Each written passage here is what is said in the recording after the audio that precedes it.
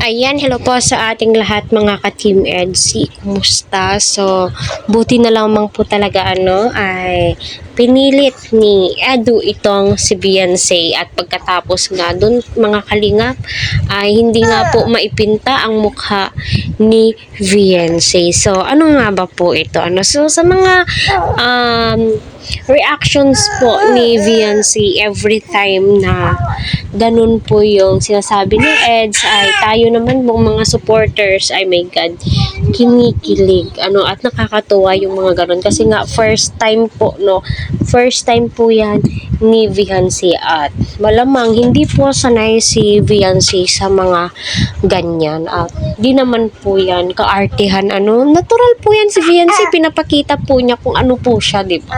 At nakikita po sa camera, hindi yung pa-as if siya. So, pinapakita niya ang tunay na siya. Diba? Kahit sino naman po siguro, So, ayan, patuloy po nating suportahan si Kalinga Prab, Kuya Bal, at ang buong team. Huwag po natin skip ang kanilang ads para sa ganun nga po ay marami pa pong kababayan po natin ang kanilang matulungan. So, yun nga po yung strawberry ice cream ba yun? Or ano yung pinakain ni Edo kay Beyonce na may peanut? Nadilabay.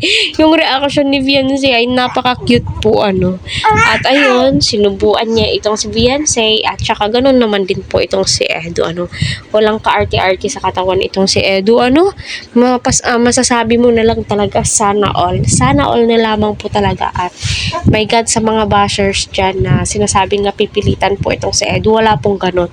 Kasi hindi po nila tatanggapin po yung mga tandem at love team kapag napipilitan po sila, 'di ba? Kasi ang pangit naman po at kitang-kita at alam naman po natin na ganyan po sila. Mas mainam po yung ipakita po nila yung natural na sila. Kung ano po sila. Kasi dyan po sila minamahal at hindi po sila nagpapaat as if, di ba? Kasi mahirap po yun. Buti na lang, pinilit po talaga ni Edong kumain ng ice cream. Ayun, naubos po nila, di ba?